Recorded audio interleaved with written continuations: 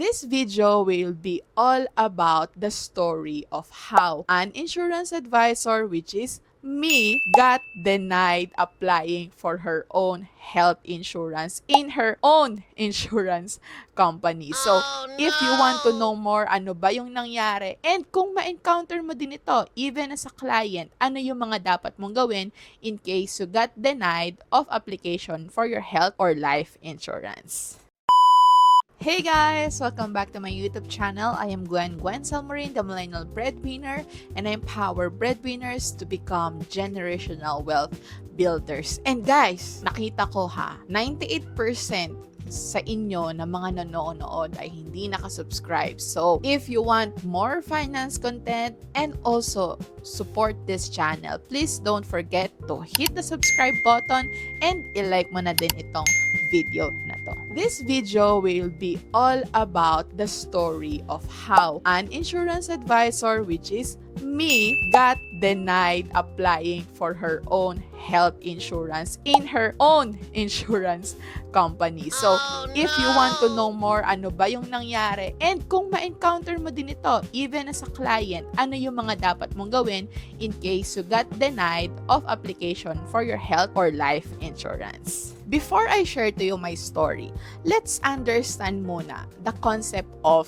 insurance and why are there insurance companies. Bakit nga ba may insurance company? So, insurance companies are there to help people manage risk in their lives. Ano ba yung mga risk na yan? Risk is ito yung mga unfortunate events in our lives that can hurt you financially, emotionally, or physically. Kaya nga, di ba, meron ding mga tinatawag na mga fire insurance, my car insurance, merong tinatawag na life insurance, health insurance, accident insurance. So, yung mga insurance companies na yon is they are protecting these individuals and carrying the risk for them in exchange of an amount na binabayad ng mga tao na yon, which are called premiums. In a nutshell, ang insurance is actually, in a more layman's term, ang insurance is para siyang paluwagan. Pero, hindi lang natin alam kung sino yung unang susweldo. Paano yon? It is based on the probability. Meron din yung mga actuaries na tinatawag. So, they are the ones computing. Puro math yung mga usapan na yan. Probability, puro math yung mga usapan na yan. So, wag na tayong mag-deep dive doon. Kaya nga, when we are applying for insurance, is tinatanong, nagkasakit ka na ba before? Na-hospitalize ka na ba? Meron ka bang diagnose na sakit by the doctor? Kasi those are the things na tinatanong sa'yo for the insurance company to know if mas risky yung case mo to the other people. Bakit naman ganun siya? And some people say na unfair naman yun, na ayaw nyo kong i-insure kung na-hospitalize or may diagnose na ako before. Pero, come to think of it, if a person na healthy, walang diagnose na sakit, hindi na-hospitalized before, will apply for insurance, and then, ikaw, na mas mataas na yung probability mo na magkasakit or also ma-hospitalize, diba? Somehow, we find it na unfair kasi mas makukuha mo na agad yung benefit mo. Or sa paluwagan, para kang mauunang sumweldo. Wherein, sabay lang naman kayo na nag-start sa paluwagan. Ganon yung concept niya, Kaya may tinatawag na process, underwriting, and to keep it fair for all the other people na healthy, na nagpa-insure, and lesser yung risk nila. Kasi nga, kung ginather mo yung pera na yon, yung ipababaya din sa kanila is indirectly galing din sa mga binayad ng mga tao na healthy. Kaya very important yun na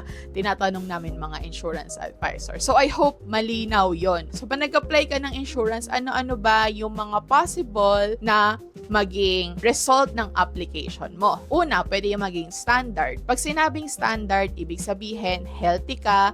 Kung ano yung present sa'yo initially na premium na babayaran mo, yun na yun. Kumbaga, standard naman yung risk mo. Pangalawa, meron tinatawag na rated. So yung rated, ibig sabihin, compared to the people na standard yung risk, mas riskier ka. It depends, no? It can be either because of your occupation. For example, kung ang office worker, comparing sa isang engineer na laging nasa site gumagawa ng buildings, di ba? Kung ma-realize natin, mas riskier yung work nito, mas mataas yung chance na magamit niya yung insurance. Kaya rated yung mga ganong trabaho. Or pwede ding rated ka dahil naman, let's say, meron ka namang health history or meron kang illness history or na-hospitalize ka before. So, same concept lang din doon sa shinare ko kanina. For example, no, Ma'am Gwen, paano kung rated ako dahil nga na-hospitalize ako before, nagkasakit ako? Dapat ba withdrawin ko na yung application ko? It still depends on you. But ito yung ina-advise ko, no, sa mga clients ko na if rated ka, be happy kasi approve na yung plan mo. It is just that mas mag-i-increase lang yung iipunin natin kesa doon sa standard rate. Pero remember this, even if pinatagal mo yan, nag-apply ka after 5 years or after 10 years, nasa record mo na yan. Kaya mas maganda, the earlier that you have, even if it's rated, i-accept mo na din yan. Tsaka guys, no, ang health insurance din kasi or life insurance is mas nagmamahal din yan as you age. If rated yan, my advice would be take it and then pwede mo din naman yung ipa-reassess every year if naging okay na yung kalagayan mo or if you got better. And then, last but not the least is denied. So, ito naman, denied is talagang totally hindi ka muna pwede mag-apply ng insurance dahil nga sa naging history mo. And most of the time, this happens lalo na kung meron kang medical history, which is ganun nga yung nangyari sa akin. Noong 2021, I applied for a family secure product. So, yung family secure na yon, it is a health and life insurance plan. No, kasi kulang pa yung health insurance ko noon. Ayun yung pinaka-goal ko. Tapos meron yung mga daily hospital, medical reimbursement. So, gusto ko talaga mas maging mataas yung insurance coverage ko pa dahil nga breadwinner ako. Pero, way back before, in my early 20s, I was diagnosed kasi with hyperthyroidism or Graves' disease. And ang symptoms nun is nagkakaroon ng enlargement sa thyroid, tapos sobrang pumayat ako nun kasi nga sobrang active ng thyroid ko, which is siya yung nag-produce or nagsisecrete ng hormones for metabolism. So, dineclare ko yon when I applied for that. Dahil doon, dineclare ko siya, sinabi ko ito yung gagawin and under medication pa ako nun, na-decline ako for health insurance.